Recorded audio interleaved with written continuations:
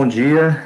Hoje nós teremos a nossa segunda aula da Química Geral e Inorgânica, em virtude do feriado do dia da sexta-feira, né, do dia 2. Então, a gente antecipou a nossa aula para a segunda para poder mantermos o nosso calendário, tá? Eu vou colocar aqui para a tela inteira e aí eu posso compartilhar a minha tela.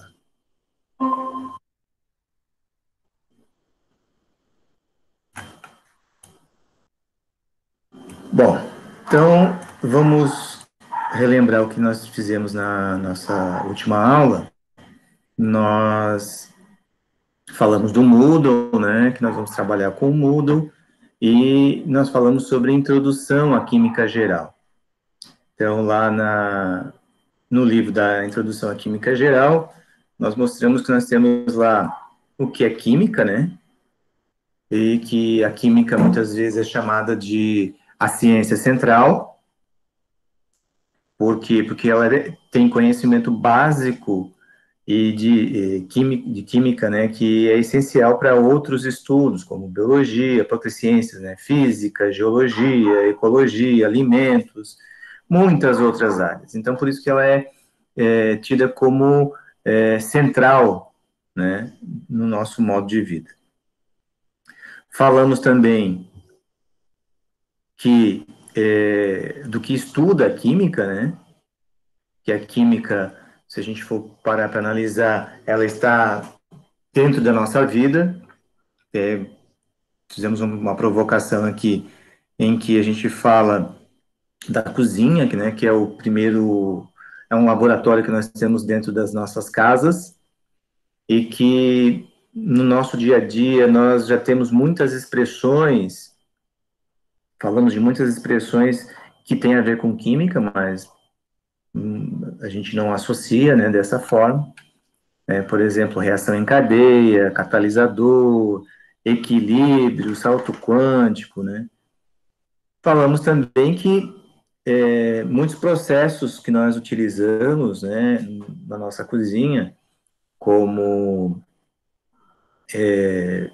usar fermento para fazer o pão crescer, usar uma panela de pressão para que a gente possa cozinhar os alimentos mais rápidos, adicionar um amaciante de carne para fazer uma carne assada, né, usar suco de limão para minimizar o odor do peixe, e aí vai outros processos, né, que a gente utiliza na nossa cozinha e que tem a ver com a química. E, por ser uma ciência, ela se utiliza do método científico. O método científico que tem que a gente pode simplificar com essa figura, que a partir de um fenômeno, né, de uma transformação, e a partir dessa, dessa observação, se faz perguntas, e essas perguntas nos remetem a fazer experiências para tentar, ou hipóteses, né, que nos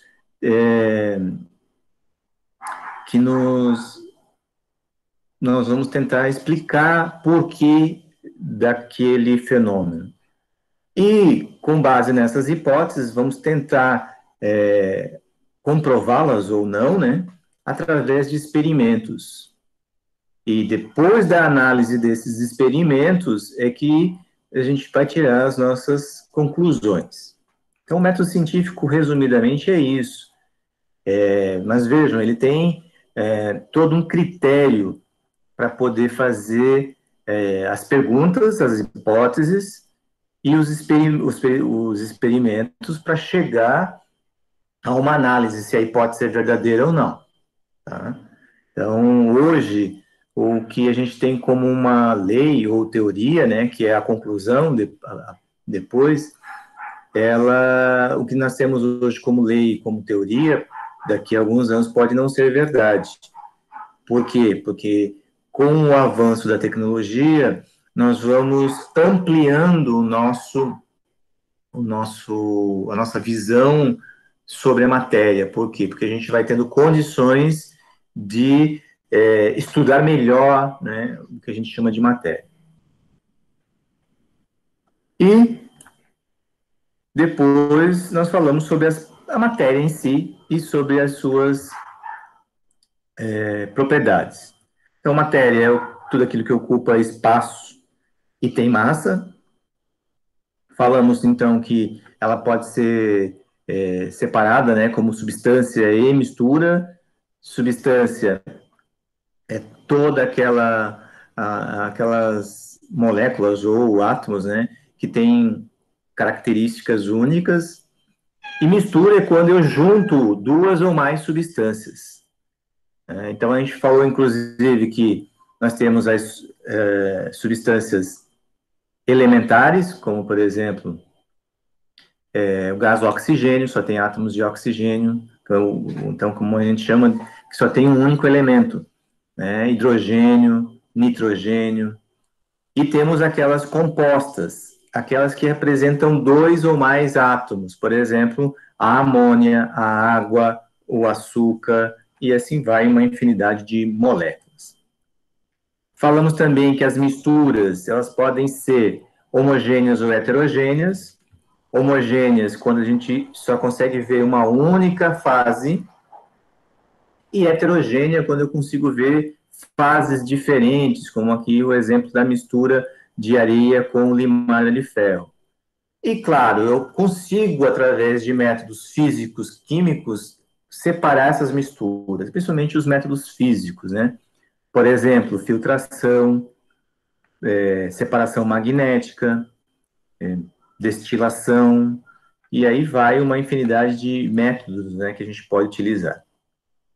Falamos também que a diferença básica entre uma substância pura e uma mistura é que quando acontece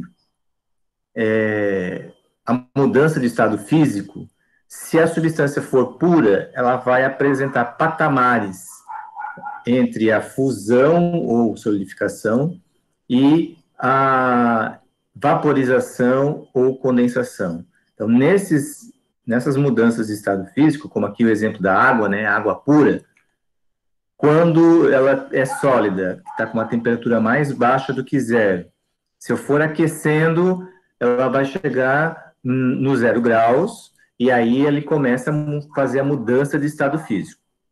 Essa mudança de estado físico, ela continua nessa temperatura até que todas as moléculas passem do sólido para o líquido.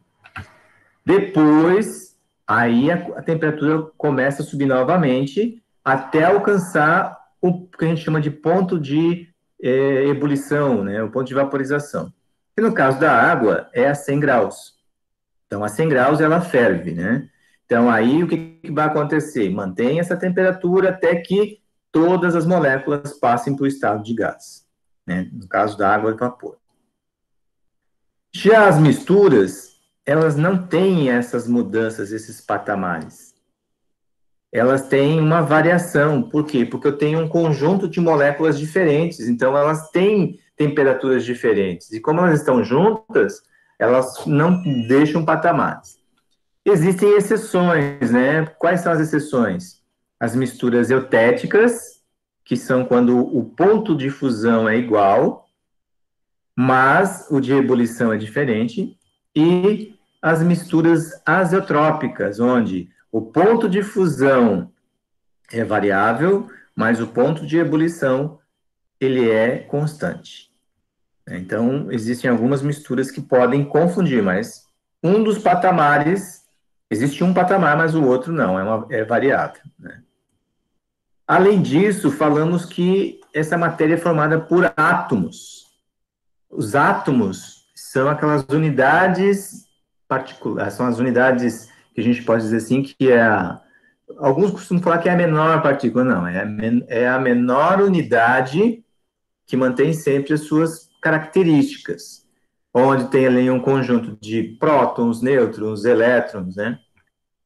Os elementos foram classificados por nome e símbolo. Então, o nome, ele sempre vem da letra maiúscula e junto, quando já tiver a mesma letra maiúscula, uma letra minúscula para diferenciar. É o caso aqui que a gente está vendo, né? Tem o alumínio, o arsênio, veja, as duas começam com A. Então, para diferenciar, o alumínio vai o Al e o arsênio vai o As. O nome, né, esse símbolo vem do nome latino, com algumas exceções. E por isso que alguns elementos não têm, né, a inicial igual ao nome em português, porque vem do latim, né? É o caso do chumbo. Chumbo é Pb. Por quê? Porque ele vem do plumbum, no latim. Mesma coisa com a prata, vem do argentum. O ouro vem do aurum, né? E assim por diante. Alguns elementos vêm de nomes latinizados, mas de outras línguas, como o tungstênio, que vem do wolfrânio, né, que é do alemão, né, que por isso que tem o W ali. Outra questão é que, cuidado, né, existem símbolos de elementos que podem ser confundidos com símbolos de moléculas. Deixa eu colocar um pouco maior aqui para a gente poder... Não é aqui. Vou voltar lá. Vamos aumentar um pouco aqui para ficar melhor, né? Dá para eu ampliar aqui também, professor. Dá para eu abrir a tela aqui. Então, vejam só, o cuidado é porque o CO pode confundir entre o elemento cobalto, que é o C maiúsculo, O minúsculo, com o monóxido de carbono, que daí já é uma molécula que tem dois átomos diferentes, o carbono e o oxigênio. Então tem que tomar cuidado para não confundir um elemento químico com uma substância química. Aí falamos também que esses átomos se agrupam para formar moléculas. É o caso, por exemplo, da água, né? Que tem dois átomos de hidrogênio que se ligam a um átomo de oxigênio. Por isso que a gente tem a fórmula H2O. Né? Tem dois átomos de hidrogênio com um de oxigênio.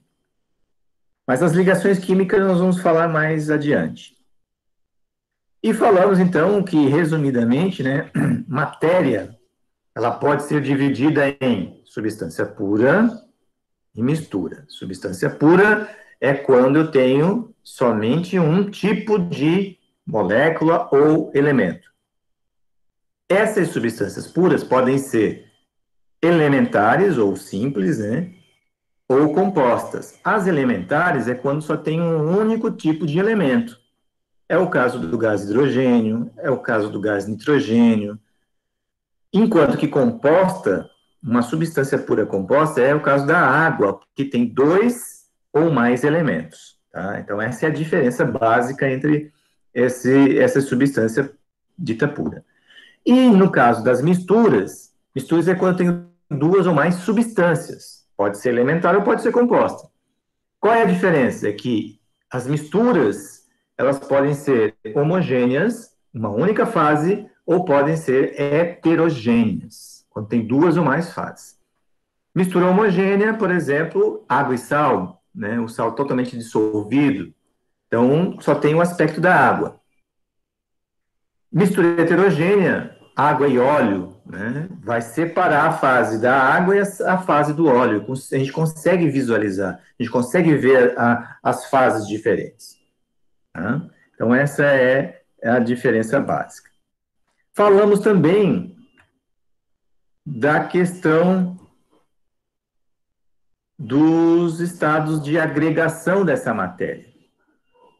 Os três principais estados físicos, né, os mais comuns, são sólido, líquido e gasoso. O sólido, as moléculas ou os átomos estão bem juntos, bem agregados.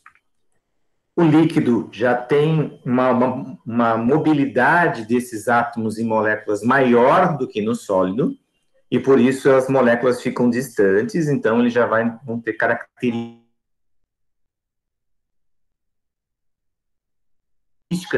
né? Ele não tem tanta mobilidade, então eles tendem a manter a sua estrutura mais coesa.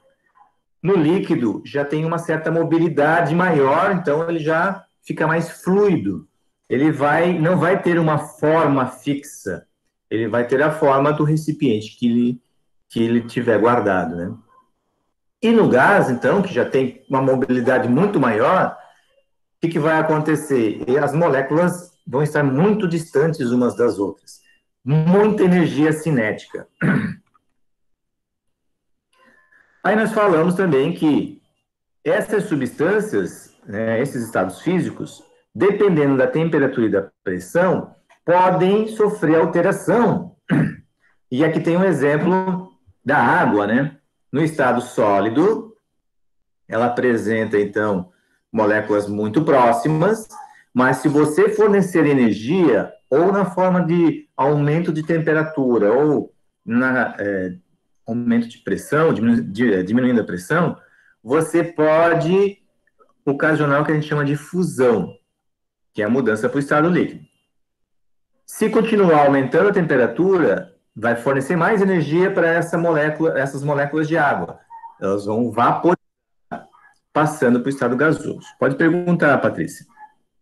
Professor, agora o senhor comentou, eu lembrei da aula Introdução à Tecnologia de Alimentos, eu acho, foi isso. Que uma forma de... eu não vou lembrar o termo. É quando você desidrata o abacaxi, mas não é por calor, é por pressão. É por pressão, né? Como é que chama? É filialização? É um nome assim. Liofilização. É que você diminui muito a pressão e baixa a temperatura. Então, as moléculas de água saem das células do abacaxi, né, e vão à função de uma bomba, né? Mas aí não seria sublimação, é um outro... Sim, não é Seria uma sublimação. sublimação por um outro mecanismo, que não é calor, é isso? Exatamente, é sublimação por pressão e baixa temperatura. Ótimo, interessante. Aí ele a tendência é sair do sólido, porque daí a água está congelada, né? E ele passa diretamente para o estado gasoso. E aí tem uma bomba que retira esse vapor de água, vamos dizer assim, esse vapor de água que está... Esse vapor não, esse vapor de água, né? Porque ela vai passar para o estado de gás. E aí essa bomba retira e faz ela virar líquida em outro recipiente. Então tira diretamente do sólido para o líquido. E do gasoso para o sólido, existe por pressão também? Existe, tá? Existe. Você passar diretamente do gasoso para o sólido, tá? Tem uma experiência que se faz que é com iodo. Eu não sei se a gente tem iodo lá no... Devemos ter que quando a gente voltar no presencial, dá para a gente fazer. O sólido ele passa para o gás e você consegue do gás ele voltar a ser sólido. Tá? É uma experiência bem interessante. Que é justamente isso que a gente falou na última aula, né? Que bom que eles estão casando, né? As unidades. Veja que já está dialogando. Não, com certeza. A química é justamente isso, é dar condições, dar conhecimento básico para você poder interpretar lá no alimentos, né? Esses processos, né? A liofilização hoje está sendo muito utilizada. Por quê? Porque daí você não perde as propriedades dos alimentos. Então, você consegue tirar a umidade dele e aí, por consequência, você pode preservar ele mais tempo e sem perder. Se você aumentar calor, você vai danificar as células, né? Então, as propriedades nutricionais podem ser perdidas, né? Até tem uma corrente de pessoas que acreditam que os alimentos você não possa cozinhar, você teria que comer eles, principalmente só os vegetais, lógico, né? Comer eles crus, né? Que daí manteria todas as propriedades desses alimentos. Bom, mas isso é outra coisa, isso é lá com a professora Ana. Então, essas mudanças de estados físicos dependem justamente dessa variação de temperatura, né? Ou de pressão.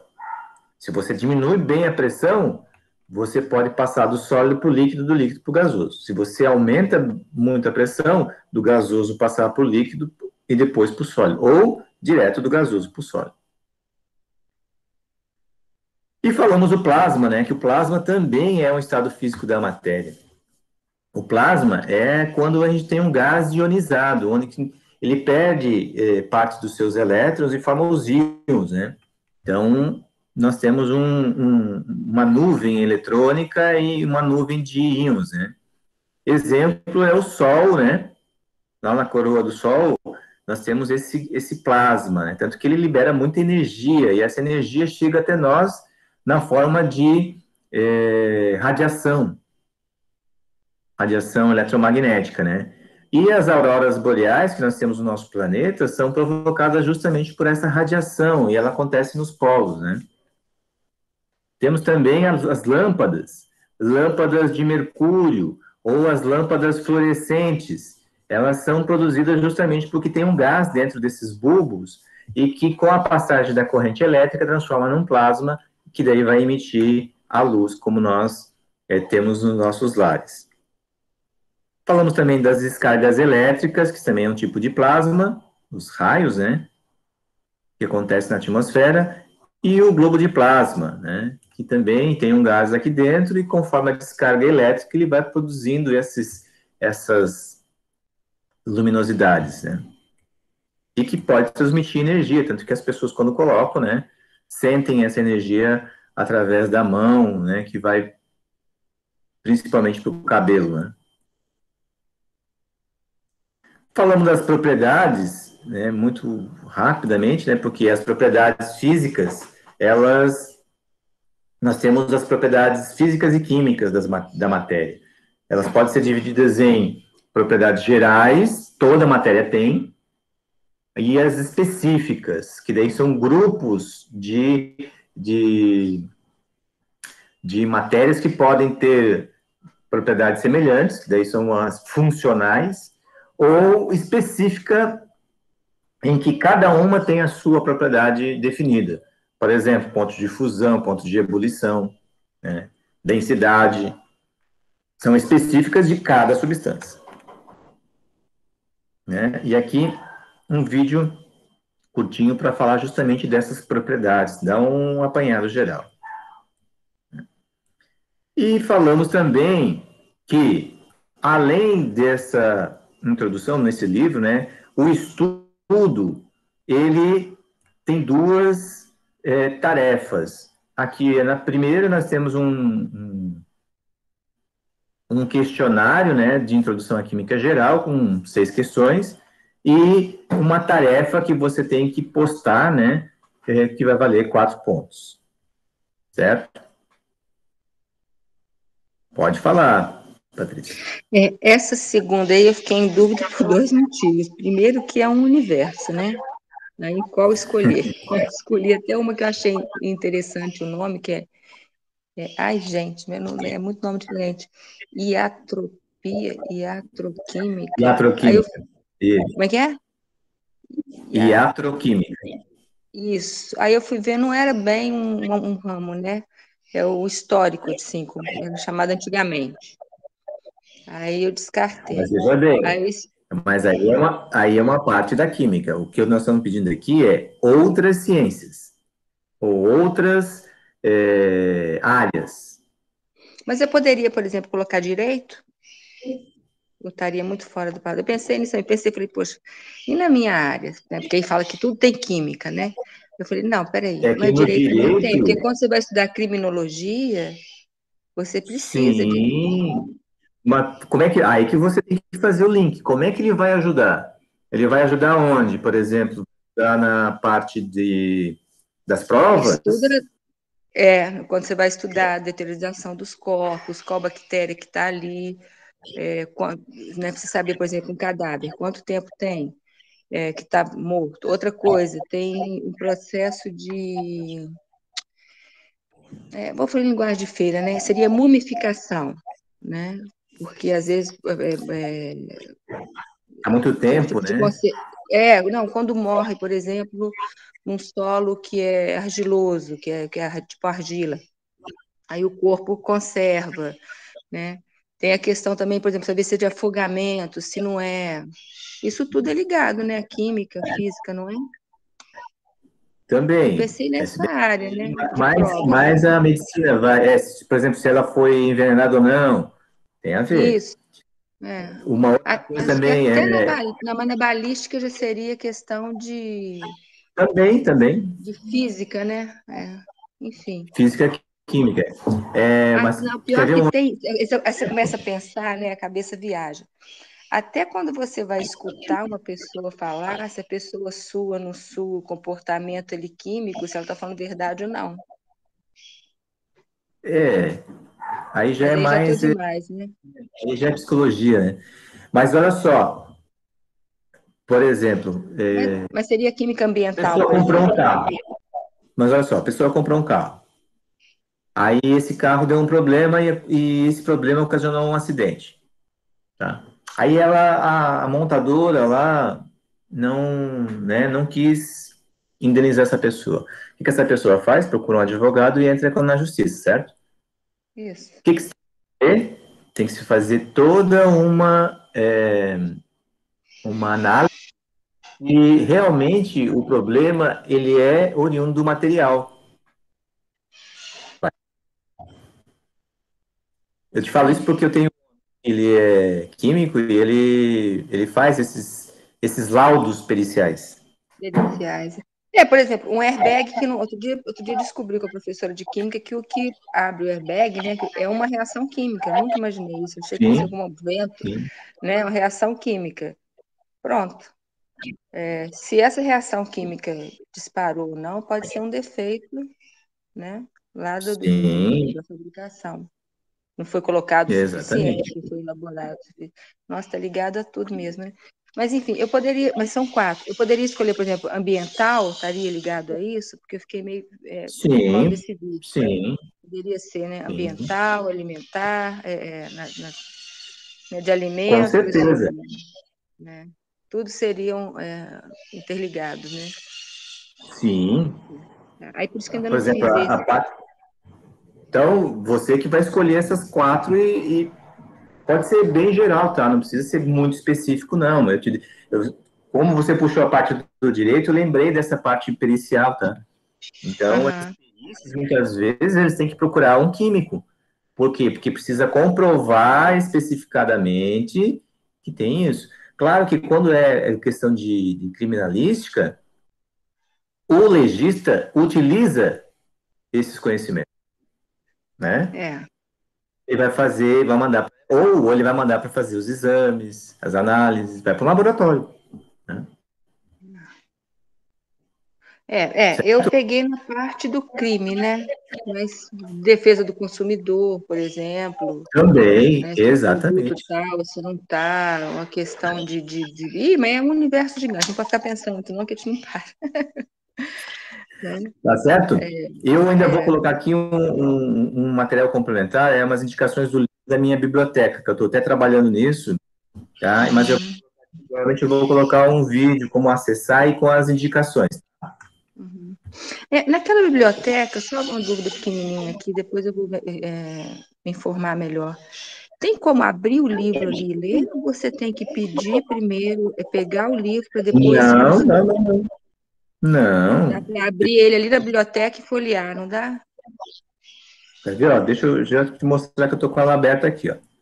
Que eu não quero mudar a aula muito, porque essa aula a Alessandra vai assistir ela, né, provavelmente. Sim, mas olha só, você vai entrar no Siga, tá? Deixa eu aumentar aqui, que eu diminuí para fazer um. Olha só, você vai. Até chegar à biblioteca, eu cheguei bem lá, consegui pesquisar. Eu só fiquei nessa dúvida, se eu tenho que, tipo assim, pegar o livro, né? Reservar o livro e pegar ele para depois abrir, ou se Não, ali mesmo eu posso folhear. você já pode pegar aqui. Ó. Vou de novo fazer a pesquisa. Ó. Química. Vai vir um monte de coisa, tá? Ó, abriu, Isso, certo? Ó, eu já tenho alguns livros que eu já abri, ó, tá? sim. Mas digamos aqui, vamos para o livro aqui. Química ambiental, pronto. Aí eu já me metendo aqui. Aqui embaixo, né? Vamos lá. Ó, vou abrir o. Esse acho que alguém indicou, não sei se foi você mesmo, se foi outra pessoa que comentou desse livro. Quer ver, ó? Eu só estou esperando, ele já vai abrir. Ó, Ele já abriu, ó. Se você quiser, ó, tem o índice aqui. Você clicou em cima dele, né? Tem abrir, tá? Quer ver, ó? Deixa eu voltar aqui, Ah, ó. Tem o abrir. Se você voltar lá, eu tô sem, eu tô em Minas, eu vim só com o celular, eu ia voltar para o Rio, mas acabei ficando aqui com meu pai. Aí não olha só trouxe. que tá vendo aqui, ó. Abrir o livro. Quando você Ah, passa, tá. ó, abrir o livro. E aí, você, quando abre o livro, ó, tá vendo aqui, ó? Eu vou botar lá na capa. Entendi. Ó, ele abriu, tá vendo? Ó, o livro que você pediu. Química Uhum. Ambiental. Aí tem a setinha aqui, ó. Você clica, ó, ele já vai, ó, dá os dados do livro, né, de Ah, eu vou referência. folheando. Eu vou tentar. Você vai pelas setinhas, você vai indo. Tem um aplicativo Minha Biblioteca, tá? Mas Eu para vou ver se eu você, baixo ele no celular. você pode baixar ele no celular. Só que para isso é bom você pegar e ver as indicações, tá? É bom você primeiro ele lá no computador, acessar pelo Siga, ou até mesmo por aí, porque daí você abre o Siga e depois você, com o Eu vou tentar aplicativo, pelo Siga aqui do celular também. tá? Vamos voltar lá, vamos voltar para nossa aula. Tá? Obrigada, professor. Qualquer dúvida, me manda uma mensagem que eu te passo os passos certinhos, tá? Aqui, ó, agora, hoje, nós vamos falar sobre os modelos atômicos e o estudo da configuração eletrônica. Eu separei esses estudos em 2 livros, tá? O livro 1, que é os modelos atômicos, e depois o livro da distribuição eletrônica. Para ficar bem explicado essa parte, porque muitas vezes as pessoas confundem as coisas, né? Então, ali no livro do modelos atômicos, né? Lembra o que forma a matéria, o que constitui as coisas, do que as coisas são formadas? São perguntas que fizeram com que os cientistas se perguntassem, ou com os filósofos, já na Idade Antiga, o que forma essas coisas, né? Qual que é a unidade fundamental? Então, aqui nesse livro, ó, a gente faz um reflexo sobre isso. Desde a antiguidade, lá com Tales de Mileto, cada um tinha uma ideia, né? Ele achava que a água era a causa material, né, dos elementos. O Anaxímenes, ele achava que o ar seria o elemento que constitui o universo. Então, a água era o ar comprimido, se mais comprimido ainda seria a terra, e o fogo era o ar rarefeito. O Heráclito, né, ele considerava que a natureza era caracterizada pela mudança. Então, o elemento essencial devia ser o que apresentasse a mudança notável. Então, ele propôs que o fogo seria o elemento básico. Até que chegou a Empédocles. Empédocles, ele juntou todas essas propostas, né, e considerou que os 3 elementos, né, ele juntou os 4 elementos, né, deveriam ser a base de todo o universo. Aí concluiu que não existia apenas 3 elementos, mas 4, porque daí ele acrescentou a terra como 4 elemento. Então ele falava que era o ar, a água, o fogo, e depois ele incluiu a terra. Então, a teoria dos 4 elementos. Se a gente parar para analisar, vejam só, lembra que a gente falou dos estados físicos na aula passada? Sim, essa Sólido, parte é líquido, bonita, né? Essa parte da história, né? sólido, sólido, líquido, gasoso e o plasma, né? Olha só, sólido, terra, líquido, água, gasoso, o ar. E o fogo é o plasma. Então vejam que lá na Idade Antiga ele já tinha uma noção, né? Só que ele colocou como os elementos.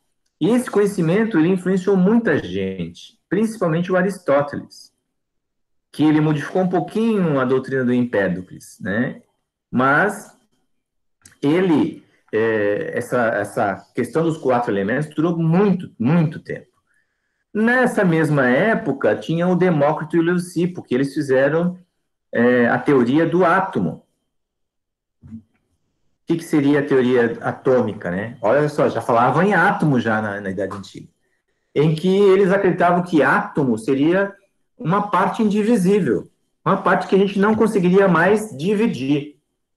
Ele imaginou o seguinte, então, pegou um pedaço de madeira, dividiu a metade, pegou a metade, dividiu a metade, foi pegando metade, dividindo, e ia chegar um momento que não ia conseguir mais fazer essa divisão. Então, ele disse que ele chamou essa partícula de átomo.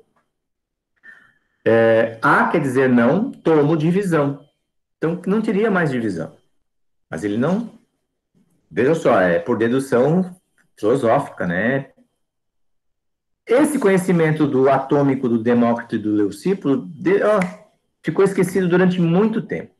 Até muito tempo mesmo, porque lá, 300 antes de Cristo, só em 1700, 1800 praticamente, que o John Dalton, ele começou os seus estudos, né, da matéria, e aí ele chegou, através de alguns experimentos, né, já influenciado pelo método científico, ele elaborou, então, um modelo para a estrutura da matéria, onde ele pegou os postulados, os elementos são formados por pequeníssimas partículas, e aí ele resgatou o conceito do Demócrito, átomo. Todos os átomos de um determinado elemento são idênticos entre si. Por exemplo, se fosse hidrogênio, todos eles seriam iguais. Se fosse o ouro, todos eles seriam iguais. Os átomos de um determinado elemento são diferentes dos átomos de outros elementos. E o que os diferencia são suas massas relativas. Aqui ele achava que era massa. Os átomos de um elemento podem ser combinados com átomos de outros elementos, para formar o que a gente chama de composto. Um dado composto possui sempre o mesmo número relativo de tipos de átomos. É o caso, por exemplo, a água tem 2 hidrogênios e um oxigênio. Gás carbônico tem 1 carbono e 2 oxigênios, e assim por diante. Os átomos não podem ser criados, divididos ou destruídos através de processos químicos. Uma reação química simplesmente altera o modo de agrupamento dos átomos. Vejam, aqui ele até que está, vamos dizer assim, quase perfeito. Hoje a gente já sabe que dá para criar átomo. E eles são criados, né? Segundo a teoria, eles são criados no Sol, né? Do hidrogênio pode chegar até o ferro. Então, a partir disso, qual que era o modelo dele? Que o átomo ele era uma partícula maciça, impenetrável, indestrutível e indivisível. Isso é o que ele acreditava. E esse modelo influenciou muitos cientistas, né?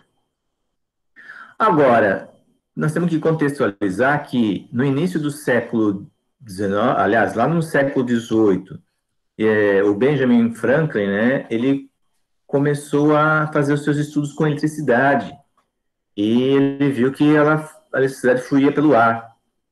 Até que o vidreiro alemão, o Heinrich Gassler, em 1857, ele fez um tubo com gás rarefeito de neônio, argônio, né, ou ar até mesmo, e mercúrio, e ele criou a primeira lâmpada. Aí depois, né, em 1832, entre 1832 lá 1900, 1890 até 1919, o inglês William Crookes, ele fez umas certas ampolas diferenciadas e que deram ideias para alguns cientistas fazerem estudos da matéria. E ele influenciou um cientista chamado Thomson. Veja só, essa é, claro, uma versão moderna, né, da ampola de Crookes, né? Vejam que ele dá a descarga elétrica, tem 2 polos, polo positivo e polo negativo, e ela forma essa descarga elétrica esverdeada, que chamaram de fluorescência. Aqui, né, já os modelos mais antigos, né? Então, com os aparatos, né, que daí foram chamados também de raios catódicos, por sair do cátodo em direção ao ânodo. Né? Então, o que é isso? O Thomson, pegou essas ampolas de Crookes e fez uma infinidade de experiências. Quer dizer, ele e os estudantes dele, né? E ele viu que, vejam só, dos polos lá, ó, saiu do negativo para o positivo, saiu um feixe dessa luminescência. E aí ele pegou e aplicou campo elétrico magnético e viu que esses raios eram desviados para o lado positivo, do campo magnético, né? Então se vai para o lado positivo, desvia para o lado positivo, a característica desse raio é negativa, porque é atraído pelo polo negativo, pelo polo positivo. Essa foi a primeira observação dele. A segunda foi que ele viu que tinha massa. Por quê? Porque ele fez um experimento que, tipo um redemoinho, e esses raios giravam esse redemoinho pequeno dentro da lâmpada. Então, ele viu que tinha massa, né? Também fez um aparato e viu que esse aparato segurava esses raios. Então, também tinha massa, porque era parado, né? Então, ele criou um modelo que ele chamou de pudim de passas. Vai ver que ele gostava muito, né? Onde ele falava que o corpo do era positivo e os elétrons seriam as passas. Então, esse foi o modelo de Thomson. Agora, no final do século XIX, início do século XX, nós tivemos aí, com o advento dos avanços tecnológicos, né? Entre eles, mediu-se a carga do elétron. Por quê? Porque o Thomson foi o primeiro que deu o nome de elétron, que é aquele de carga elétrica negativa, né? Justamente por causa dos experimentos dele lá com as lâmpadas de Crookes. Um cientista chamado Millikan, né, o Robert Millikan, ele fez um experimento e ele conseguiu, através desse experimento, medir, através de gotículas de óleo, a carga do elétron. E ele verificou que a carga do elétron é 1,6 vezes 10 na menos 19 coulomb. E com isso ele conseguiu calcular a carga, a massa do elétron. Olha só, 9,1 vezes 10 na menos 28 gramas. No mesmo período, foi descoberto a radioatividade. A radioatividade, ela começou com os estudos de raio-x, né, tubos de raios catódicos, e o William Röntgen, ele descobriu o raio-x. Então, a primeira imagem, veja só, ele tirou da própria mão e dá para ver a parte óssea, né, e o anel de metal dele.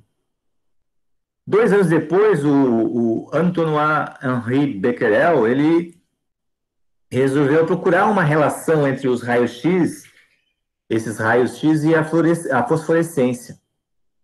E, por acaso, ele tinha uma substância à base de urânio, né, numa das gavetas, onde ele guardava o papel fotográfico. E aí, quando ele foi pegar esse papel fotográfico para usar, ele viu que estava velado, estava queimado. Aí ele se perguntou, mas por que está queimado? E aí ele foi investigando, ele descobriu que aquele minério que ele tinha à base de urânio soltava radiação. E aí ele começou a estudar esses materiais. Não só ele também, depois o casal Marie Curie, né? O Marie Curie e o Pierre Curie. E esse casal, eles descobriram novos elementos, como o rádio e o polônio. Então, vejam, todo esse desenvolvimento, tanto que a Marie Curie e o Pierre Curie ganharam prêmios Nobel, né, da física e da química. Tanto que esses avanços, né, na ciência, né, da época, deram a base para o Ernest Rutherford. Veja só, o Rutherford, ele era aluno do Thomson, onde ele pegou aquele conhecimento que já sabe da radiação, né? Porque a radiação emitida por esses materiais radioativos pode ser de 3 tipos. Pode ser raios alfa, beta e gama. O raio alfa, ele é constituído por um núcleo de hélio. Então, é uma radiação mais massiva. Uma folha de papel já consegue segurar essa radiação. Os raios beta, eles já são tipo uma onda de raio, uma onda de elétrons. Ela já é mais penetrante, então precisaria de uma placa de madeira para poder segurar esse tipo de radiação. E a gama é uma onda eletromagnética de alta intensidade. Aí é preciso uma parede de concreto bem reforçada ou até mesmo um material de chumbo para poder reter esse tipo de radiação. O que o nosso amigo Rutherford fez? Ele fez um experimento em que ele pegou uma fina placa de ouro, canalizou a radiação de um material radioativo para essa placa e envolveu essa placa com um filme fotográfico. E ele viu onde que estava pegando no papel fotográfico essa radiação para poder ver se aquele modelo que o Thomson, né, o professor dele, elaborou anos mais tarde, anos anteriormente, era verdadeiro ou não. Por quê? Porque ele acreditava se as partículas passassem de forma uniforme através da matéria, o modelo dele estava certo. E o que ele verificou? Que não acontecia dessa forma. Olha só, se o modelo Thomson tivesse correto, a radiação ia passar por igual pela matéria. Mas ele verificou que não. Rutherford viu que boa parte passava, mas tinha aquelas partículas que desviavam e tinha aquelas que ricocheteavam na matéria. E aí ele chegou a algumas conclusões, inclusive ele teve que fazer cálculos, bastante cálculos, e ele chegou à conclusão que o átomo, na verdade, ele era, vamos dizer assim, uma miniatura do sistema solar, onde o núcleo seria uma partícula muito pequena, maciça, e que seria rodeada pelos elétrons, como se fosse um sistema solar em miniatura. E por isso que grande parte da radiação passa através dele, porque os átomos seriam, então, constituídos de muitos espaços vazios. Mas o núcleo seria a parte mais pesada. E aí, né, ele, inclusive, o professor dele fez um grande elogio através de uma filmagem, né, chamou a imprensa, parabenizando ele, falando sobre esse modelo, que é conhecido como modelo do sistema solar, ou modelo planetário. Tá? Então, no núcleo estaria a parte positiva. Nessa época ainda não se sabia que existiam os nêutrons. Nessa época só se sabia que existiam os prótons, que seriam os positivos, e os elétrons. Vejam só. Então, o que aconteceu? Já sabia da descoberta do próton por causa dos estudos do Thomson, que tinha falado dos elétrons, que eram negativos. Então, no núcleo estaria a parte positiva, porque os elétrons eram atraídos pelo núcleo. Senão, os elétrons se perdiam, né? Mas muito foi falado até que, vejam só, 20 anos depois, praticamente, o James Chadwick, aluno do Rutherford, através de outros experimentos, conseguiu descobrir que o nêutron, na verdade, ele agia como um aglutinador desses prótons, ou até mesmo segurava os prótons dentro do núcleo. Através de alguns experimentos que ele fez com bolônio berílio, né, ele conseguiu descobrir que existiam essas partículas que não tinham carga elétrica. Então, veja só, ele foi melhorando o modelo atômico, em que ele chegou a essa condição aqui, que então no núcleo estariam os prótons e os nêutrons, e na eletrosfera estariam os elétrons. E aí eles conseguiram calcular essas massas, né, Vejam que a massa do elétron, em comparação com a do próton e do nêutron, ela é muito menor, ela é praticamente 1000 vezes menor. Então, por isso que os elétrons não entram no cômputo da massa do átomo. A carga, aí já é um pouquinho diferente, a carga é igual. O próton tem carga positiva e o elétron de mesmo sinal, porém, de mesma intensidade, porém sinal contrário, é negativo. E o nêutron não tem carga. Pode falar, Patrícia, pode perguntar. Oi, Patrícia. Estou aqui. O nêutron que não tem carga? Não tem carga. Por isso que ele recebeu esse nome, ele é neutro. Ele não é nem positivo nem negativo. Tá? Ah, tá, mas tem massa. Mas tem massa, exatamente. A massa dele é quase igual, um Ah, tá. pouquinho superior à do próton. Pode ver, ó, tem uma diferença, ó, só que é Menos 31. não, menos 31 é do elétron. Olha só, o próton tem 1,6726 de massa. O nêutron tem 1,6749. Então, 3 casas após a vírgula é que ele muda ali a massa dele. Praticamente é a mesma, tá? Tem uma ligeira variação. Então, vejam só, esses conhecimentos deram o quê? Deram a oportunidade de a gente criar ou reformular a questão dos elementos, porque daí agora, um elemento químico que tem um símbolo, ele tem uma massa, ele tem um número atômico. Tá? O que é um número atômico? É a identidade, ele diz quantos prótons e quantos elétrons tem esse átomo neutro. Tá? Por exemplo, aqui, né, a partícula alfa, né, a partícula alfa tem esse He, é o símbolo do hélio, né, 4 de massa, 2 de número atômico e tem 2 de carga. Por quê? Porque ele não tem está faltando 2 elétrons.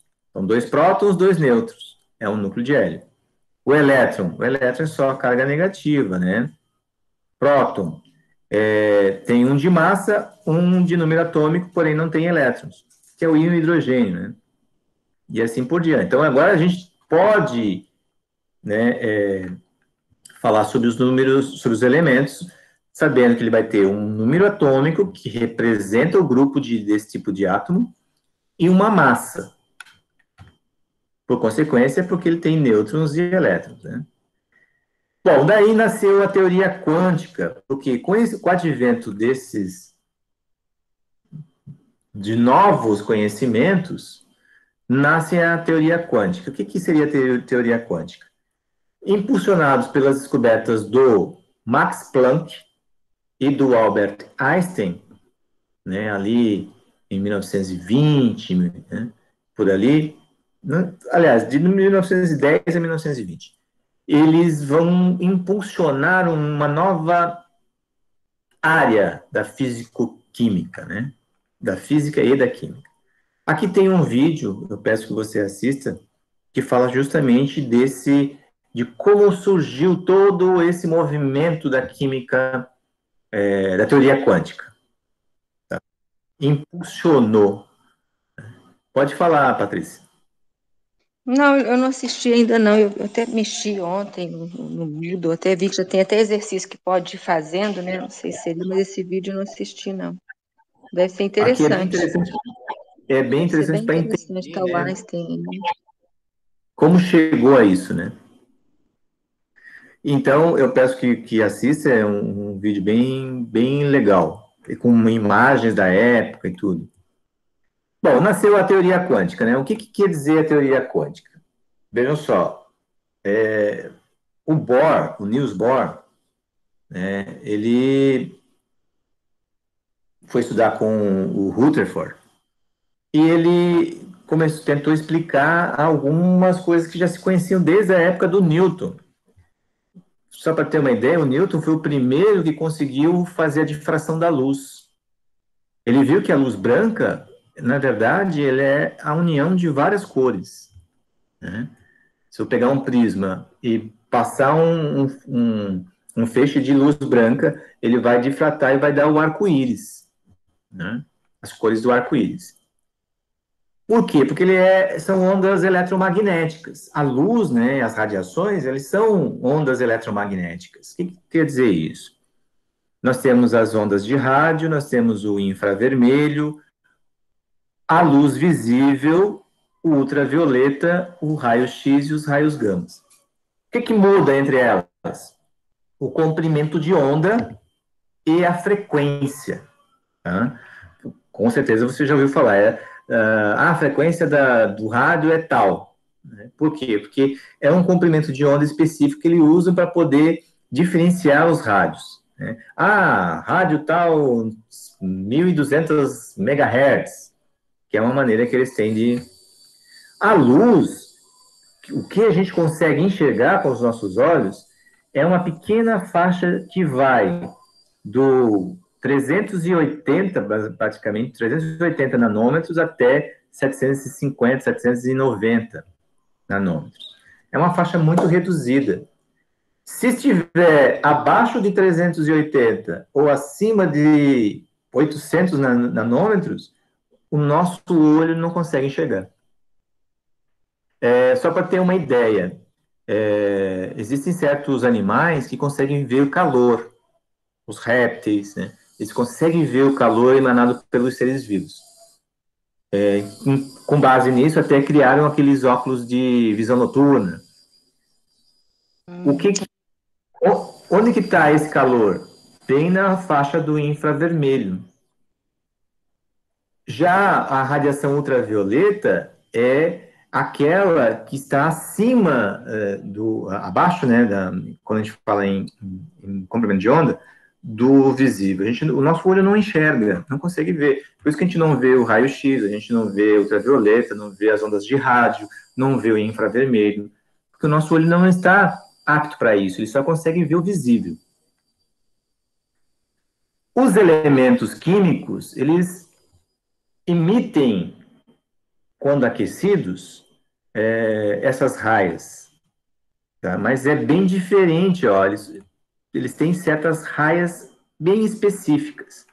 E isso já foi descoberto muito tempo atrás. Então, aqui tem um exemplo, ó, o oxigênio, o hidrogênio.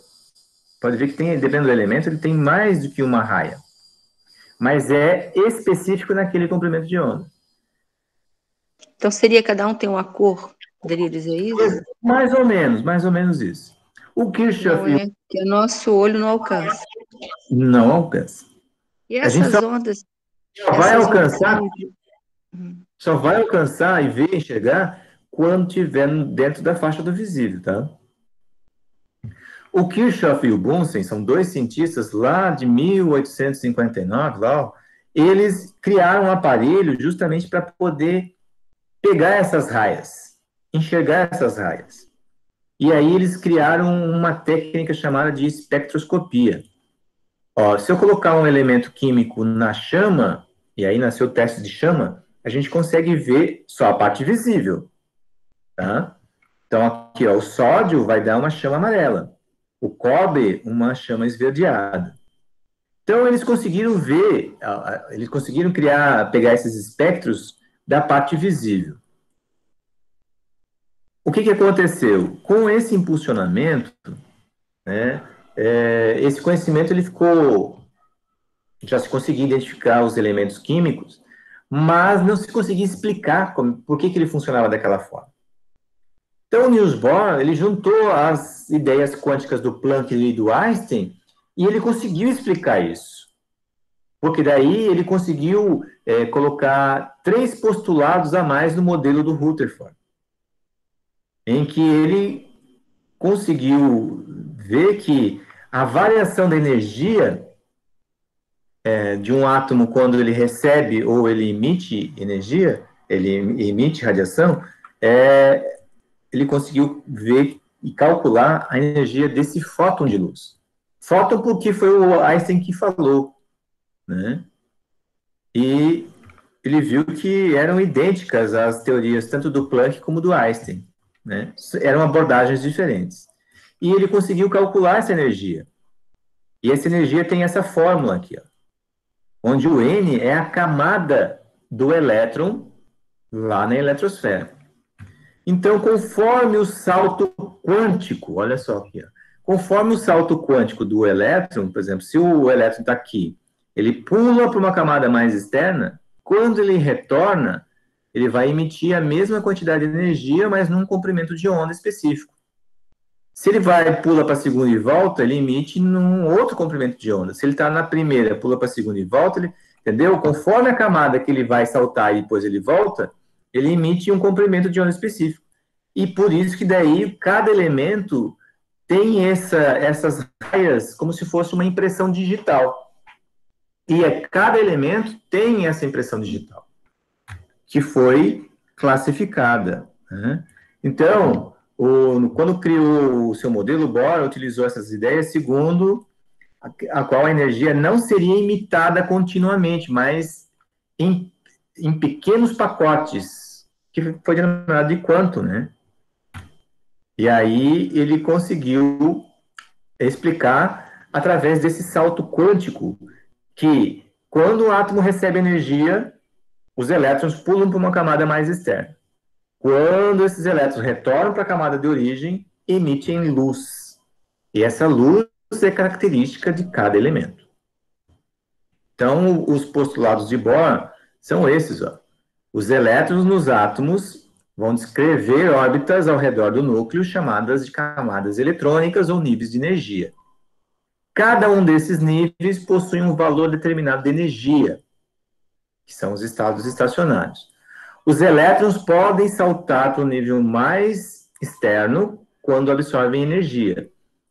E quando eles voltam para o nível de origem, eles emitem essa energia na forma de luz.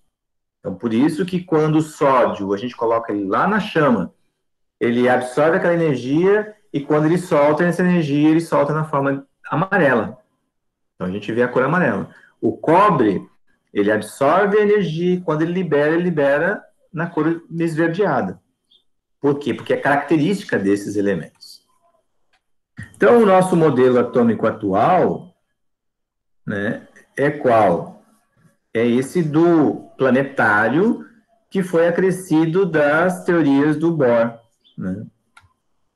Mas teve um outro cientista, o de Broglie, né, que ele pegou essas ideias do Einstein e do Planck, né, e ele conseguiu fazer a relação entre partes da ondulatória e da massa, porque os elétrons eles têm uma massa muito pequena, desprezível até. E aí ele conseguiu juntar e dizer que existe uma certa dualidade para essas partículas muito pequenas, em que a massa pode ser convertida em energia e a energia pode ser convertida em massa. Tanto que depois o Einstein pega e aplica aquela fórmula, né, publica aquela fórmula mais conhecida, né, que como é que é? E é igual a mc ao quadrado, né? Onde energia é igual a massa vezes a aceleração da luz ao quadrado. Quer dizer, toda matéria pode ser convertida em energia e toda energia pode ser convertida em matéria, segundo os parâmetros, né?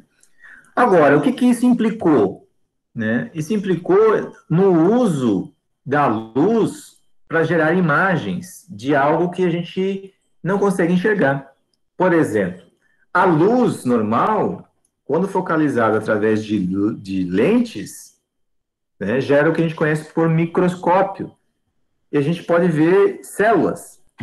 Né? Os microscópios ópticos, hoje mais potentes, podem aumentar 1.500 vezes, né?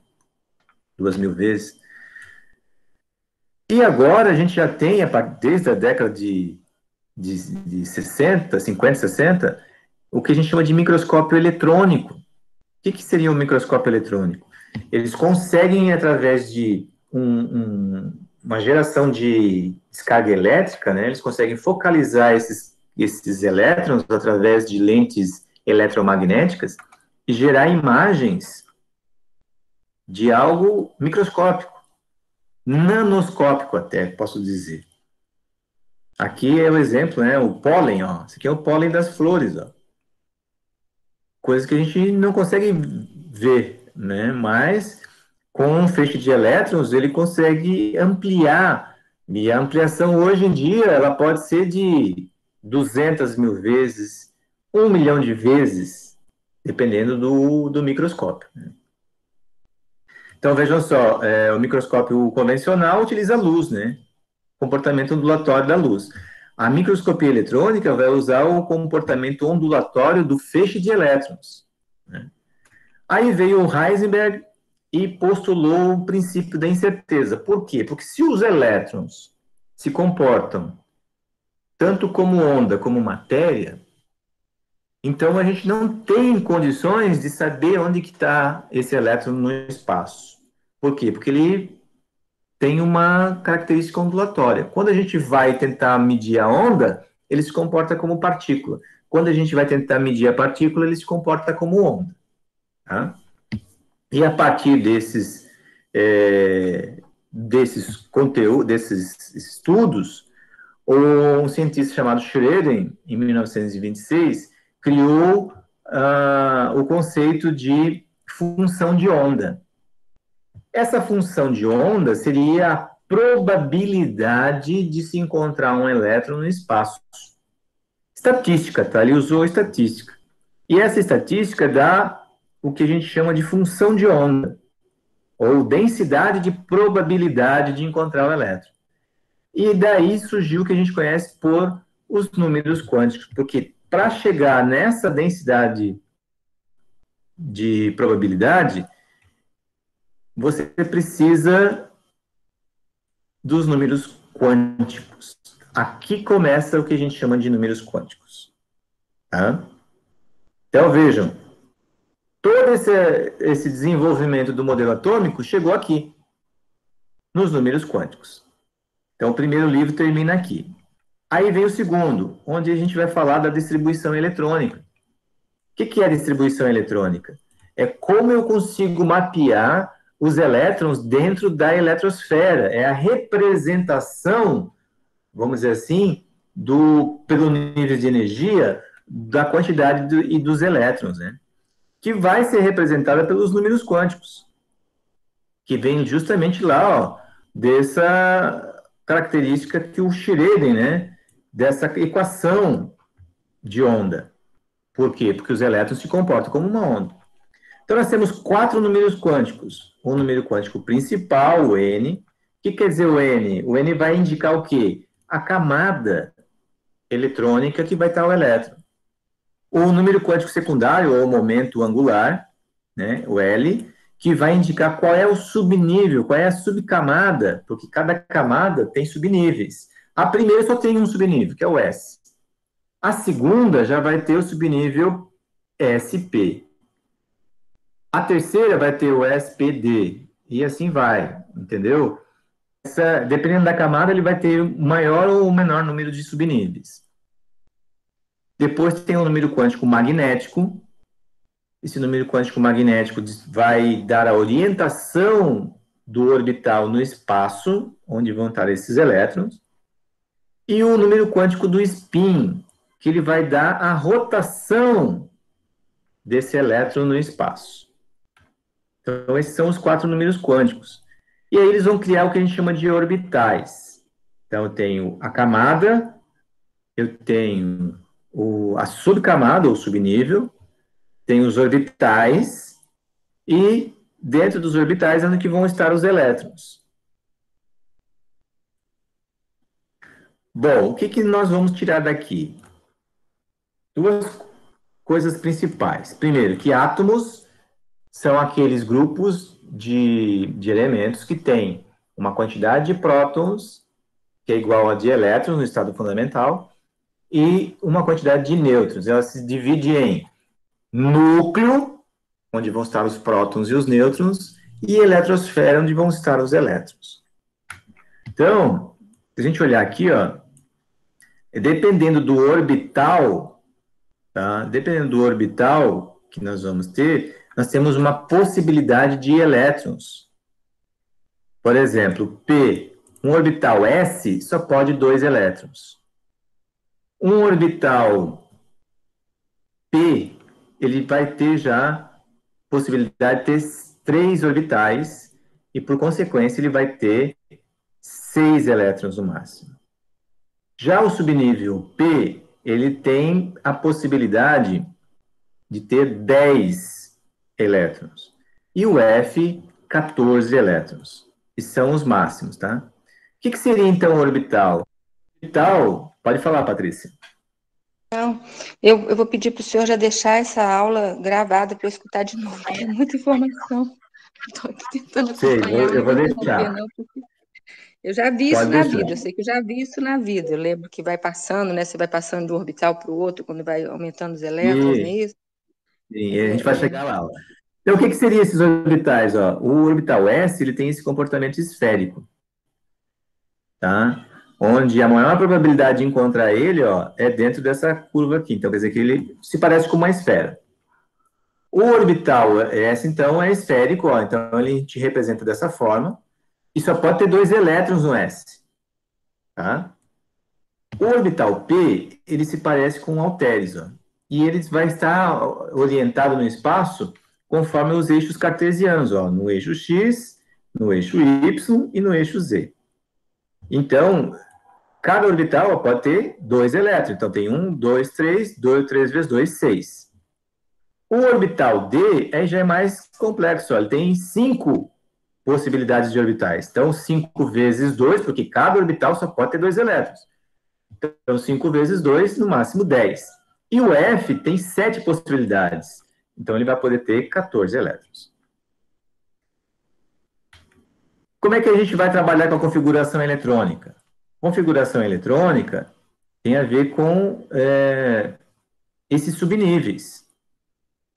Então, os subníveis, eles vão ter o que a gente chama de números quânticos.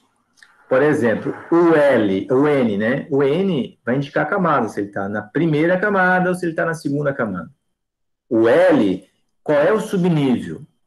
O S a gente chama de 0, o P a gente chama de 1, o D a gente chama de 2 e o F a gente chama de 3. Então, por exemplo, aqui, ó, ele deu como exemplo que os números quânticos é como se fosse o endereço do elétron dentro do átomo. Igual quando nós, né, quando nós moramos em uma casa, num bairro, numa rua, num bairro, então a gente tem que ter o nosso endereço, né? E a gente usa um código de postagem que a gente chama de CEP, né? Para saber em qual região do nosso bairro está e qual é a rua. Cada CEP é uma rua, ou às vezes, se a rua for muito longa, ela tem mais do que um CEP. Mesma coisa são os números quânticos, eles vão indicar onde especificamente está o elétron. Por exemplo, aqui, ó, o 2s. O que quer dizer isso? Quer dizer que ele está na segunda camada, no subnível S. Então, o N é esse 2. O L, que é para o S, vale 0. E aí vai ter o ML, que é o orbital. O orbital, nesse caso, para o S, vai ser 0. Já vou explicar por quê. E vai ter o do spin, que pode ter no máximo 2 elétrons. Então, ele pode ter um mais meio, e se tiver 2, ele pode ter um mais meio menos meio. Então, ó, eu posso dizer que um elétron no 2s pode tanto ter essa configuração aqui, como essa aqui, né? Se eu tiver 2 elétrons. Se eu tiver um, ele vai ter um desses somente. E aqui tem um exemplo para mostrar bem isso. E se fosse um 3p? 3p quer dizer o quê? Ó? O 3 é um nível, o p é o subnível que é indicado por 1. Ó. Pode ver, ó, a possibilidade, então, é 6 vezes. Por quê? Porque é o orbital p, pode ter no máximo 6 elétrons. O que vai mudar depois? O magnético, que é o Ml, né? E o spin, que é o Ms. Então, o que muda depois são esses aqui. Como é que a gente vai entender isso? Por quê? Porque olha aqui, ó, o exemplo do hidrogênio, né? O hidrogênio só tem uma camada, que é a 1, e um subnível, que é o S. e ele só tem um elétron. Então, ó, a representação fica 1s1, onde o 1 da frente indica o número quântico principal, a camada. O S representa o número quântico secundário, o momento angular, o L. E o número 1 ali em cima, ó, representa o número de elétrons que tem nesse orbital. Que a gente pode representar os orbitais, ó, através de um quadradinho e o elétron pela seta. Tá? Então, está dizendo que o hidrogênio só tem um elétron. Nós temos o princípio de exclusão de Pauli. O que quer dizer isso? Que dentro do orbital só pode ter 2 elétrons. E que eles têm que estar emparelhados. Ou seja, um para cima e um para baixo. Não posso ter 2 para cima ou 2 para baixo. Ele só vai poder ter, dentro do mesmo orbital, um para cima e um para baixo. Quer dizer, um elétron horário e um elétron anti-horário. E aí ele explica bem isso aqui.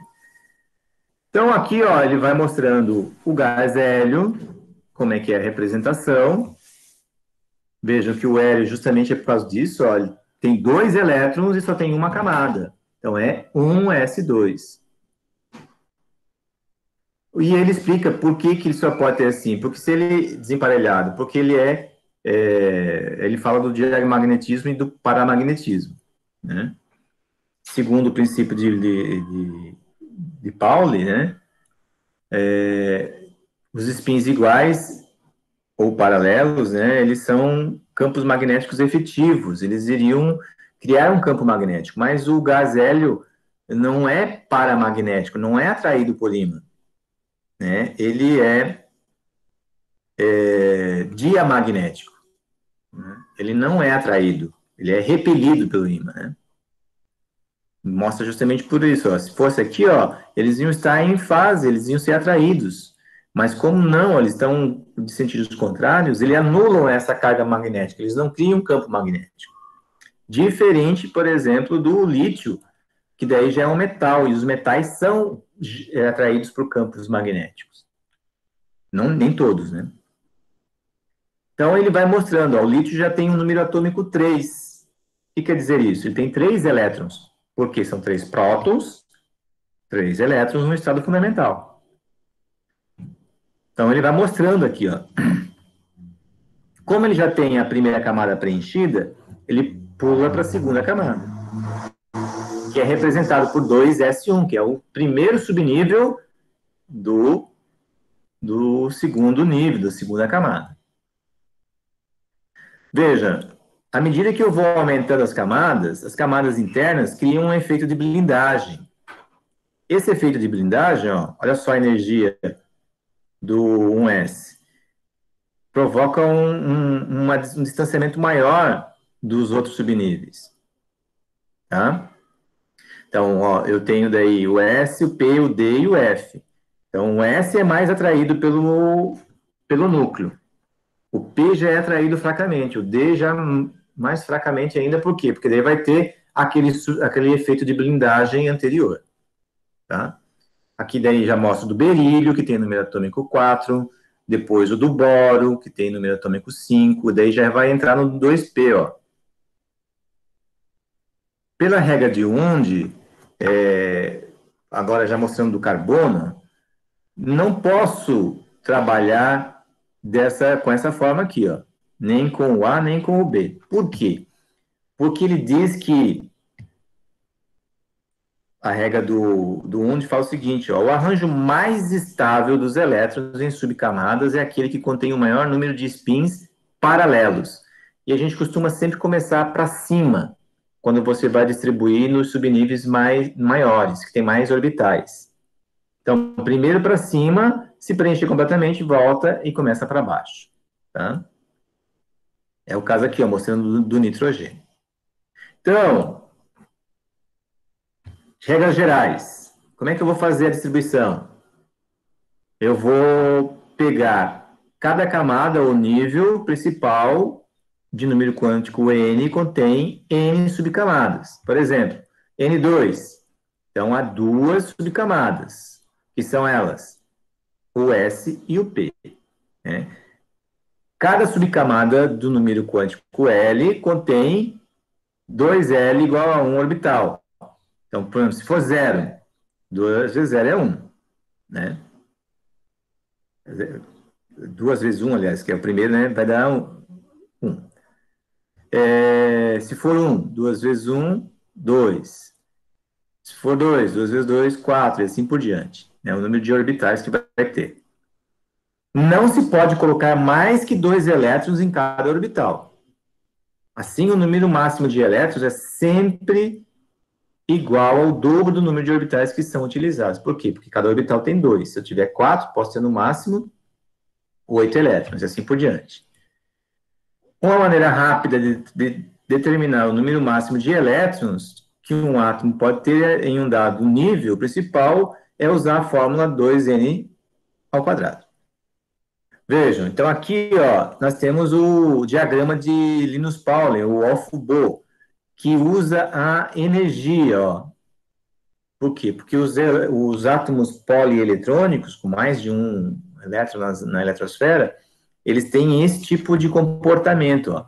A gente sempre usa diagonal. 1s2, 2s2, depois vai para o 2p, depois vai para o 3s. 3p, 4s, 3d, 4p, 5s. E vai seguindo essa ordem até completar a distribuição eletrônica.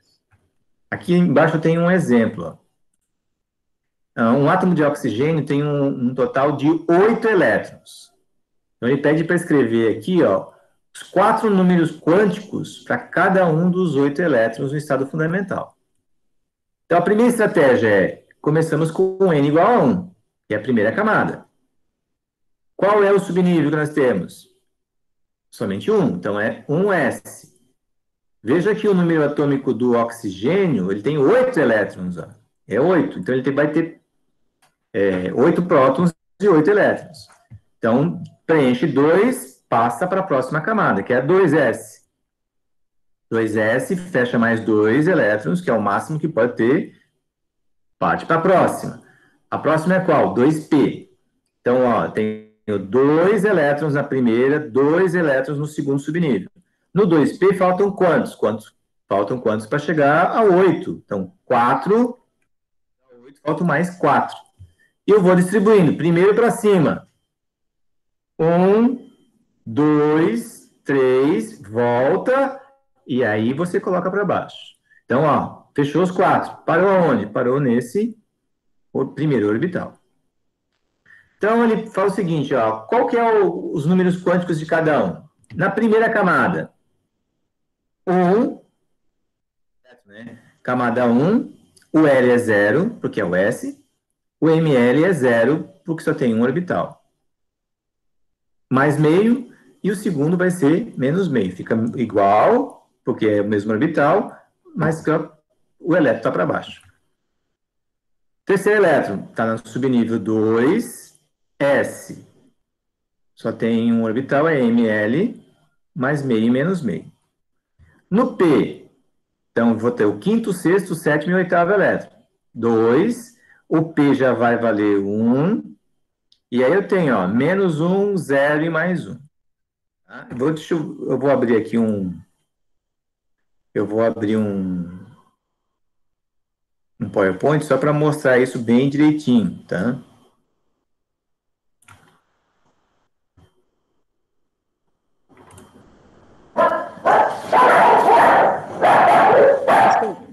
O mais 1 e menos 1 é a posição dele, né?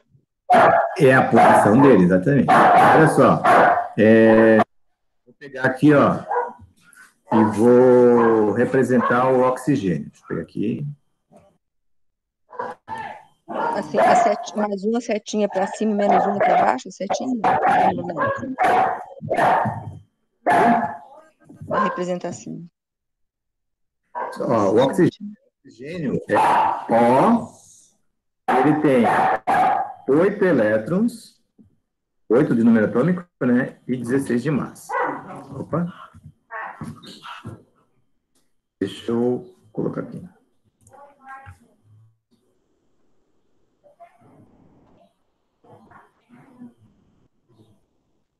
Deixa eu botar subscrito aqui. Só para a gente poder mostrar como é que ele faz essa representação, né, que a gente vai encontrar na tabela, por exemplo, né, subscrito. Então, eu tenho oxigênio. Deixa eu já pegar umas setinhas aqui e colocar aqui, ó. Esse 8, ele vai indicar o número atômico. O que esse número atômico indica? O número de prótons.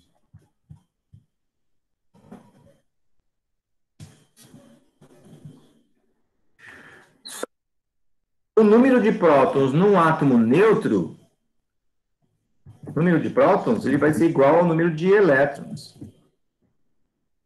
Então, eu já consigo tirar o número de elétrons daqui, tá? Vou botar aqui. Esse outro número aqui, ó, ele é maior, né? O que ele vai representar? Ele vai representar a massa. Significa número de massa.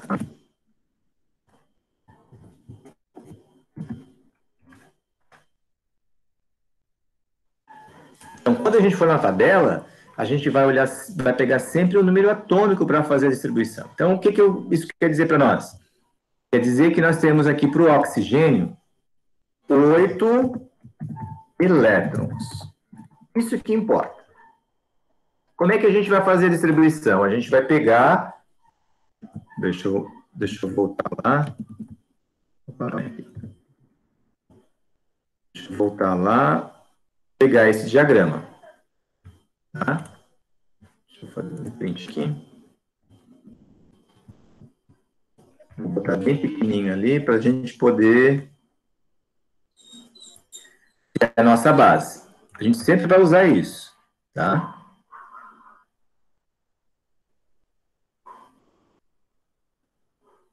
Vou botar aqui no cantinho. Opa!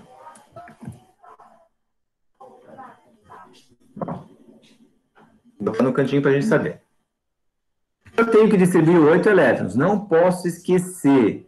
Sempre que é o S, só pode 2 elétrons. Sempre que é o P, no máximo 6. E sempre que é o D, no máximo 10 e o F no máximo 14. Vou até escrever aqui embaixo de cada um, ó. O S só pode 2.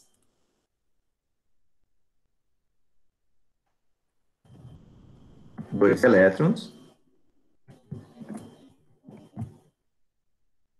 O P no máximo 6. No máximo, tá? Pode ter menos, tá?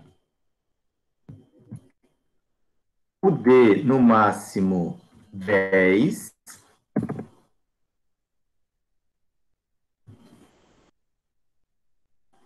E o F no máximo 14. Ó, então já botei aqui embaixo para a gente saber.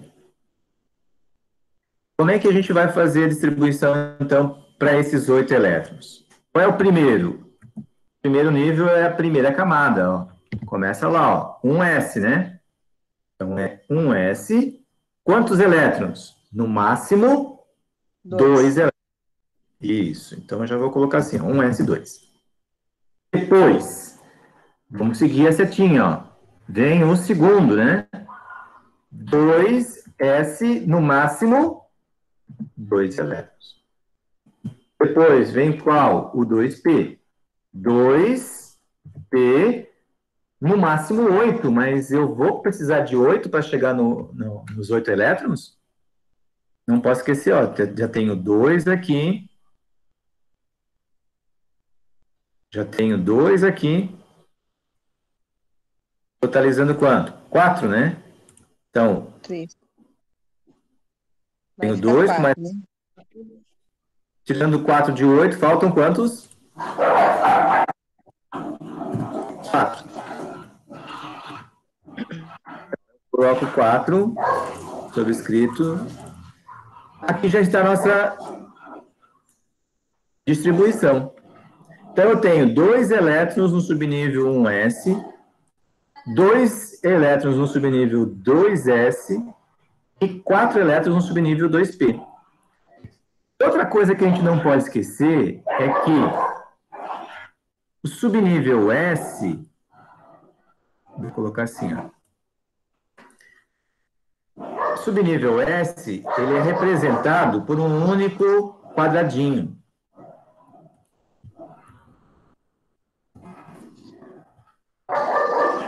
O subnível P, ele é representado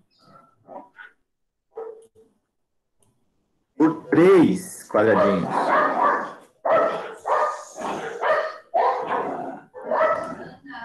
O D é representado por 5 subníveis. 4, 5. Então, consegue ver? Aí o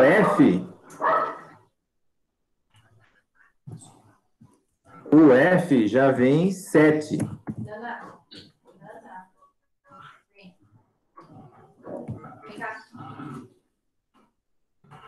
Ó. Então, olha só, aqui, ó, uma coisa bem importante. Desculpa meu cachorro, mas ele deve estar passando alguém ali. Tudo bem, na rua.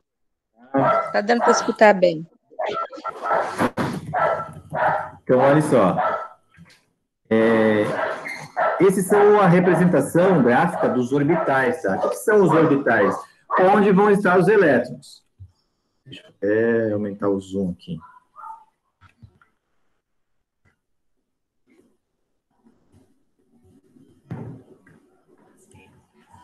Então, aqui, ó, vai ser o S.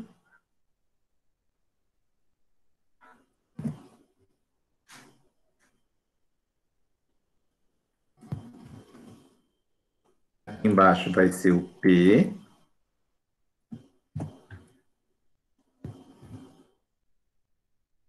O D.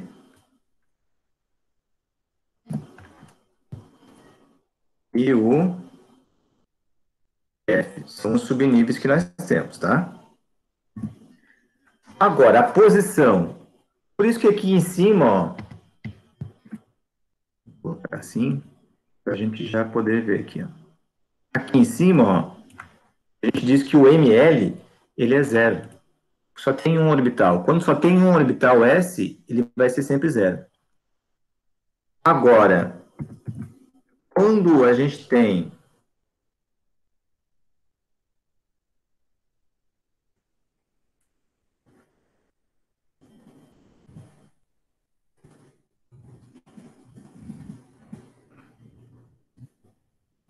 deixa eu ampliar aqui.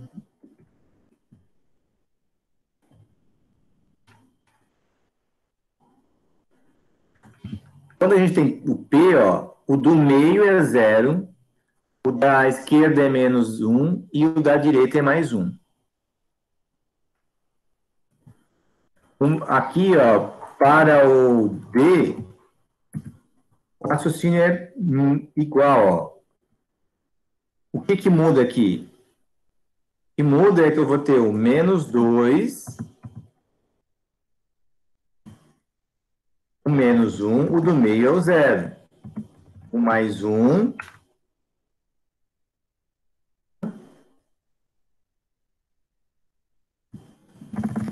E aqui vai ser o mais 2.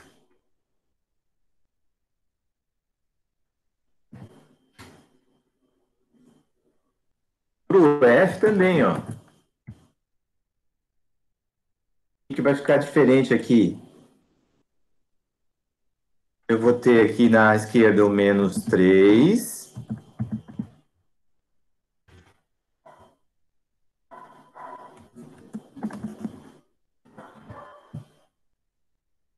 Menos 3, menos 2, menos 1, 0. Mais 1, mais 2 e mais 3. Então, essas são as posições. Esse aqui de cima é o ML, que é o número quântico magnético. Então, digamos que eu quero saber lá, ó, o 2P. Né? O que eu vou fazer? Eu vou pegar, representar esses três aqui, vou fazer ele. Pode falar, Patrícia. Professor, só para eu lembrar melhor, esse número quântico magnético é o quê? É a posição, é isso? O último? O último É o elétron fica para orbital. cima ou para baixo? Não, é o orbital onde que os elétrons vão estar. Porque o número da frente indica a camada. O S é a subcamada. O ML é o orbital lá que ele vai estar. E o spin, né, que é o último número quântico, é que se ele vai estar horário ou anti-horário. Bom, lembra que eu falei agora, lembra que eu falei antes para você, deixa eu mudar a cor aqui. Assim. Lembra que eu falei para você que a gente começa sempre para cima? Sim. Então a gente vai pegar as setinhas, eu vou botar assim, ó, vou botar de cor preta. Por que é menos 2, menos 1, 0, mais 1 e mais 2?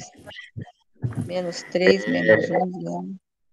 Isso é uma convenção para indicar se ele está À à esquerda ou à direita. direita? Ah, É. tá. Tá bom. Ah, já entendi. Obrigada, professor. Ó, eu começo então, ó. 1, 2. Quantos eu tenho? 4, né? 3. Preenchi cada um dos subníveis, né? Dos orbitais, desculpe. Cada um dos orbitais. Mas falta o mais um, né? Que é o quarto, né? Então, esse quarto a gente usa agora para baixo. 4. Se tiver 5, ia lá para o meio. Então, onde que ele parou? Parou no orbital. Menos 1. Então, quando a gente vai colocar agora os números quânticos, então, se eu fosse para pegar o mais energético, que é o último, o N é 1.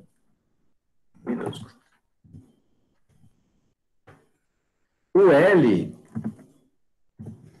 é o subnível P. Subnível P é 1. O ML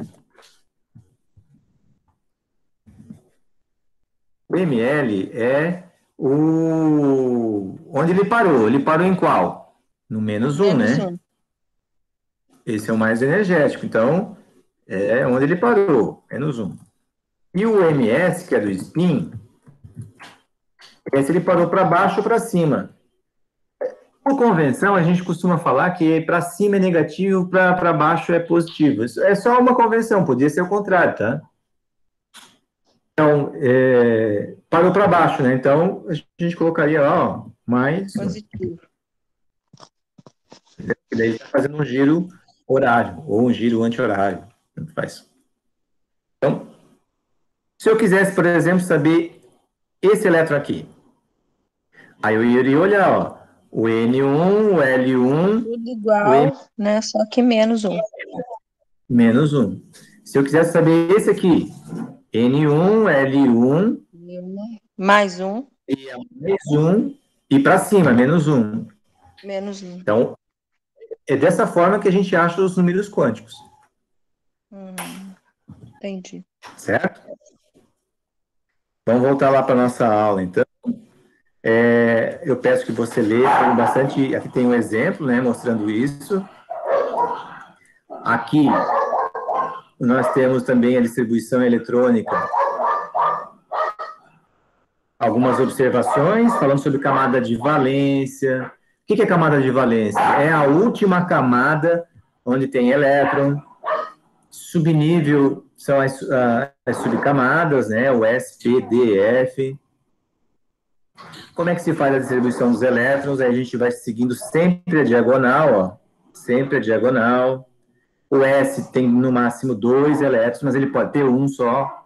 O P pode ter no máximo 6, mas pode ter 5, 4, 3, 2, 1. O D no máximo 10, mas ele pode ter menos. O F no máximo 14. Aqui é a ordem crescente de energia. Então, ó, quando a gente faz a distribuição, aqui ele está colocando o arsênio. O arsênio vai até o 4P3.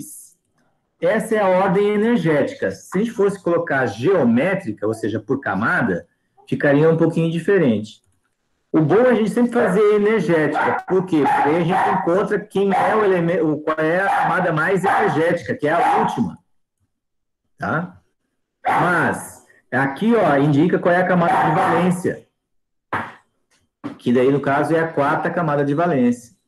Subnível mais energético é o 4P3, ó, é esse carinha aqui, ó, é o último subnível, né? Cuidado, porque nem sempre ele vai estar bem explícito ali. Então, fazer a distribuição eletrônica é dessa forma, tá? Usando esse diagrama aqui de energia. Tá certo? O que isso vai ajudar? Vai ajudar na hora de fazer ligação química, na hora de identificar na tabela periódica qual é a posição dele. Todas as propriedades dele vão estar ligadas a essa distribuição. Tá certo, Patrícia? Certíssimo. Outra coisa. Então, aqui nós temos, ó, duas atividades. Aqui o primeiro é um questionário e o segundo é uma tarefa para colocar lá, ó. Essa tarefa eu coloquei bem simples, tá? Eu coloquei aqui, ó, para fazer a distribuição eletrônica desses dois compostos, do sódio e do enxofre, e depois para descobrir aqueles números quânticos que a gente fez lá para o elemento oxigênio, você vai fazer para o mais energético, para o elétron mais energético do sódio e para o elétron mais energético do enxofre. Tá? A data das tarefas é 9 de abril. Então, não é essa sexta agora. Logo, de repente. Ver se eu faço logo e entrego. Ver se eu faço logo. Não tem que decorar a tabela periódica, não, né, professor? Eu ainda lembro. Não, a gente tem que saber usar. Não. A gente tem que saber usar a tabela, tá? E daí a tabela periódica vai ser o nosso próximo item. Eu vou, quero ver se mesmo, eu faço a edição das duas aulas e coloquem já aqui para vocês poderem acessar essas aulas, tá bom? Eu vou dar uma olhada. Eu estava aí dando uma olhadinha, né, nas matérias aí nos capítulos, né, dessa matéria. E realmente faz muita falta. Lá, quando estava naquele negócio de equilíbrio, estava muito perdida. E aí fala do que é o ácido, o que é o base, né? O que é base. Uhum. Nossa, exatamente. Aí você vai começando a compreender aquela parte que a gente já viu, né? Então tá. Leia os materiais. Antes de fazer a tarefa, leia os materiais, porque ajuda bastante, tá? Eu vou interromper aqui a apresentação, vamos voltar para lá. Então, peço que você leia, eu vou mandar uma mensagem para a Alessandra, que daqui a pouco eu vou colocar a gravação para ela poder acompanhar. Tá certo? Então, não esqueça, até sexta-feira tem que fazer a tarefa da aula passada. E essa aula é o dia 9. Eu vou interromper a gravação.